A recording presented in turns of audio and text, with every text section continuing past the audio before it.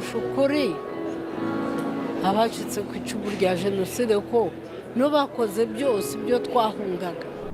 Aka gatabo rero nakise umurage w'urubyiruko mu bagize uruhare muri jenoside yakorewe abatutsi 1994 ko nitabira inama nyinshi zateguraga ubwicanyi ndetse ndi umwe mu batanze intwaro.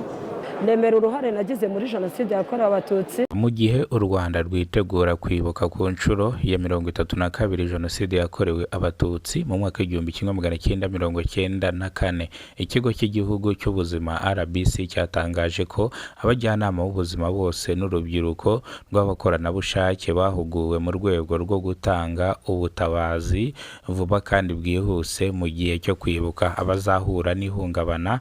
Rero bano bakoranabushake bakaba bazaba hari kugira ngo babe hafi y'abazahura n'ihungabana. Reka tugaruke ku mwanditsi w'ibitabo Yolande Mukagasana yamuritse igitabo akimurukira mu igororero rya Nyarugenge. Iki gitabo rero ni ikijyanye no kwibuka amateka y'u Rwanda uko byagenze jenoside yakorewe abatutsi.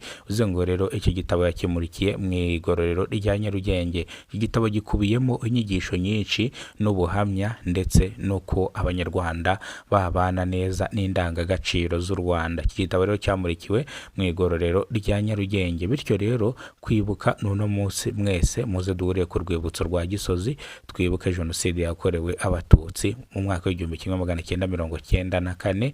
Wibuke yuko kwibuka ari ku nshuro ya 32. Munyarwandakazi aho uri hose ngwino twibuke jenoside yakorewe abatutsi. Waba uri hanze y'igihugu, waba uri mu bihugu bigiye bitandukanye, nyaboneka afata indege uze rwose twibuke, kubera ko dusigasire u Rwanda rwacu. Ndetse kwibuka ni bireba buri munyarwanda wese. Ngayo nguko rero mwese muze duhure ku rwibutso rwa Gisozi.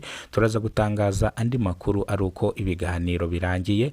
Ni mu masaha ashyira saa 8 nibwo biraza kuba birangiye. Bivuze ngo rero muze twese twibuke ni ku rwibutso rwa Gisozi hano mu mujyi wa Kigali.